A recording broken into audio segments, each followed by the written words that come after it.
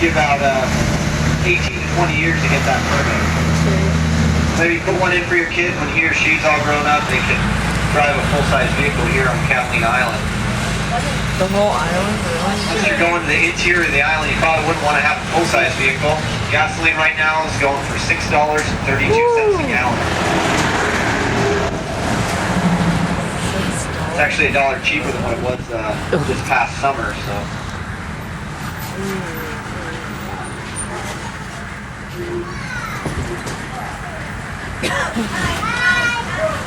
If you guys are looking to get some groceries, we have two options for you in Catalina Island. There's Vaughn's Express, which is a couple blocks down that way. And what we call the Costco of the island is here on your left-hand side. This is our big Vaughn's. So Vaughn's or Vaughn's, take it or leave it. And on the right-hand side, we have the Atwater Arcade.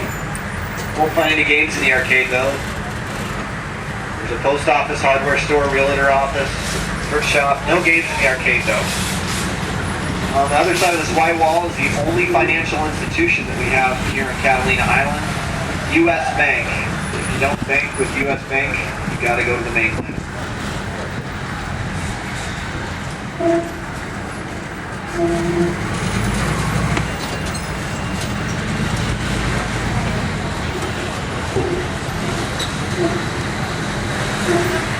Coming into view on the right-hand side, you'll see a large white circular building with a red roof. That's our casino building. Won't find any gambling in the casino, though. Casino is an Italian word meaning a place of gathering or a place of entertainment. Not until Las Vegas came about was the word casino associated with gambling halls. That's definitely a casino, though. Up top is the world's largest circular suspended ballroom. Holds 6,000 people up top. And below has a 1,000-seat theater. There's one movie per week. And this movie's Tintin.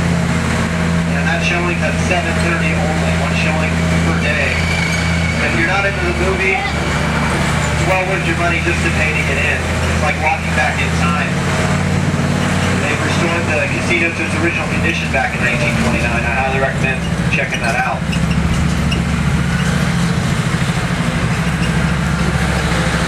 On your left-hand side, oldest home in Avalon, built in 1888. Right here on the left. Built by George Chateau. They say he hasn't had a paint job since 1888 either. So, George Chateau, he built the first home. He built the first hotel in 1888, and he was bankrupt in 1888. And at that time, in the 1890s, he sold the island to the Manning brothers. You might be familiar with the Manning name. Manning, California. They used to run a stagecoach through that area. That's how Manning got his name. But the Manning brothers, they purchased the island with the idea of starting a tour company.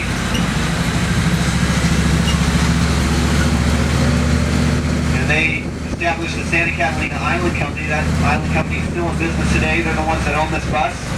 Sign my paycheck every week. We've been doing tours here on the island for well over 100 years. This road that we just turned onto, the Old Stage Road, is the oldest road in Avalon, built by the Manning brothers for one of their first tours. What they do is they take 6 horses and a carriage up to the top of the summit, which is about 1,500 feet in elevation. And they turn around and it'll take them 2.5 hours to get up there. They turn around, take 17 minutes to get back down. Definitely an extreme ride at the time. These roads, they weren't paved, they were a lot more narrow. They didn't have these trees lining the road. Now in 1916, there was a large fire that broke out in the city of Avalon, burned the city to the ground. And to recoup some of their loss, what the Manning brothers did is they started selling stock in the island company. A guy by the name of Mr. Wrigley Jr. in 1919 had purchased all the controlling interest in the Santa Catalina Island Company. You might be familiar with the Wrigley name, Wrigley Chewing Gum. You know, the Chicago Cubs. Wrigley's, they don't own any of that anymore. However, they still own the Santa Catalina Island Company. Now, I'm going to stop here so you guys can get some pictures. This is the city of Avalon, 1 square mile.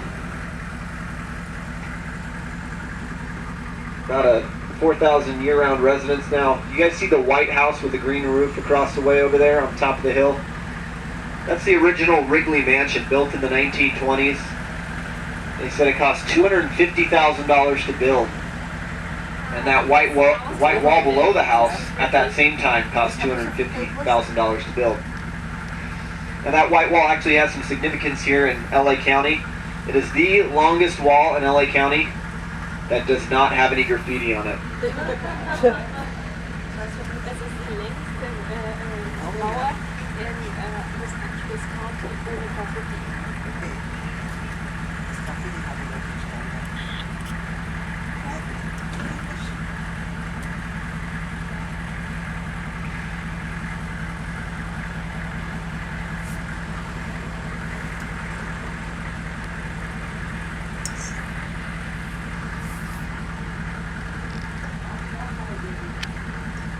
Question was, how did the buffalo or the bison get here?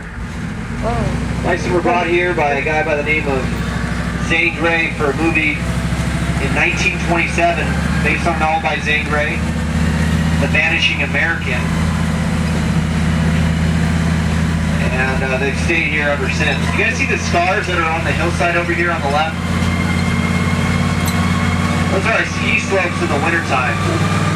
We're actually looking to waiting on our first snow here. Yeah. I am selling lift passes, cash only, no refunds. Only get those lift passes through me. So make sure you see me at the end of the tour, okay, guys?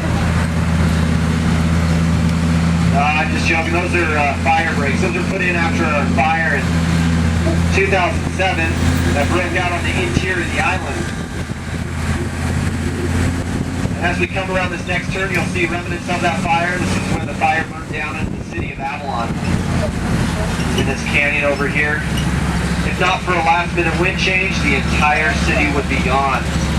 Within hours of the fire breaking out, we had 1,000 firefighters, 500 prisoners, 100 firefighting vehicles, numerous helicopters, 2 hovercraft from Camp Pendleton. Took them 6 days to put out that fire.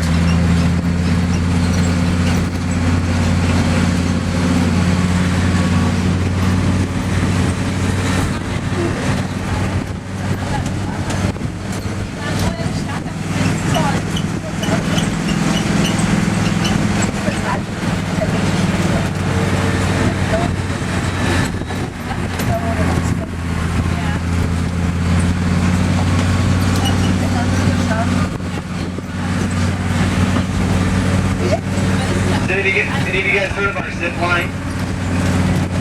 Have any of you guys done it? No one's done it? Well, I'm going to tell you about the zip line when we get up there. It was put in when we opened in April of 2010. And in that time, we've zipped over 100,000 zippers. In the summertime,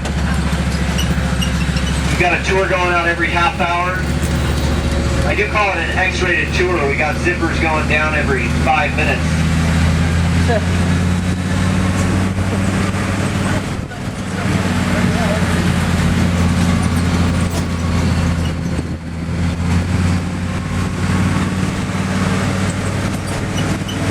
this is the start of the zip line up here on your left-hand side. Your tour actually starts down in Descanso Beach. You go through about a 20-minute safety orientation, and they bring you up here. Before I tell you more about the zip line, I wanted to point out one thing here to the right. You guys see these wires that go down on the right? That's what we call our zap line. So once in a lifetime experience, and they tell me it's quite electrifying.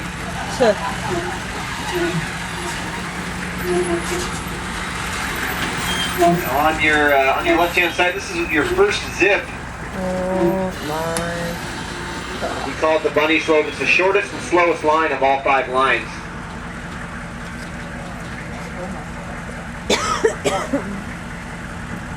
Notice there's 2 wires that go across, a main wire, a backup wire.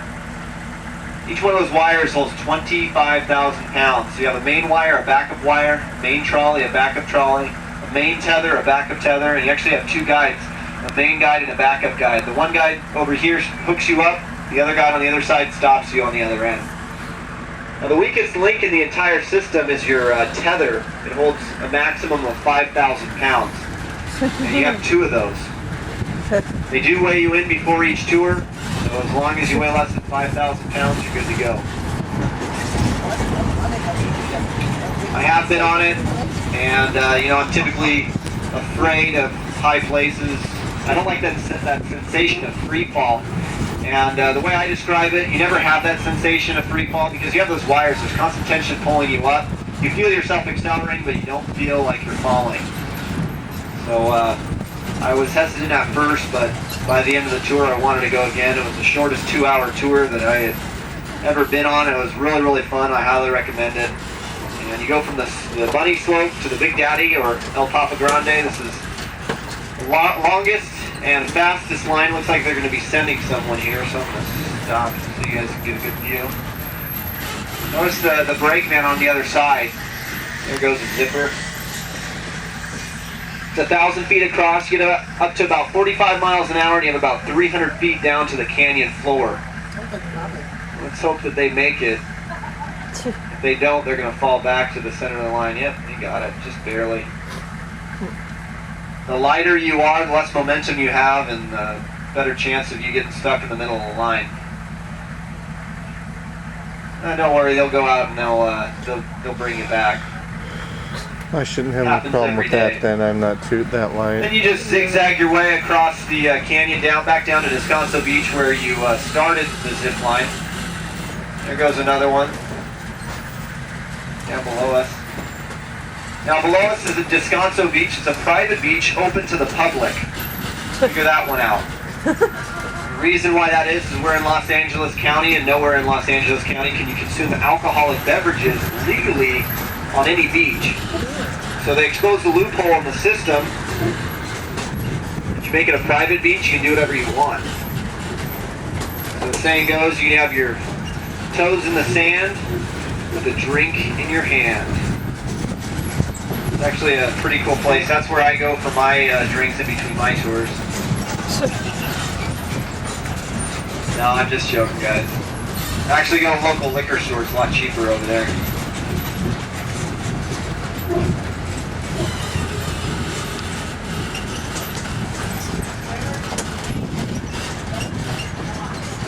Question was, what does it cost for the ferry? Round trip, it's about $70. And sometimes you can buy a commuter pass, and that runs you, it saves you a couple bucks. You might get it for like $30 instead of $33. $70 is with tax. Zipping, I know that there's an off-season price. In the wintertime, I think it's a little cheaper, but I know in the summer for a fact that it's actually $114 per person. I think it's a little cheaper. It might be like $108. It was a 2-hour tour. Now, a lot of people, they ask me some funny questions. They'll say, does the water in fact go all the way around the island? They'll say, where's the tunnel or the bridge that I take to the mainland? I'll tell them, I'm still looking for that tunnel myself. I'm getting tired of paying that $70 round trip. The reason why I bring that up is this channel that you see in front of you is the deepest channel in the world. Deeper than the English Channel, deeper than the Bering Straits. Some places it's 3,000 feet deep.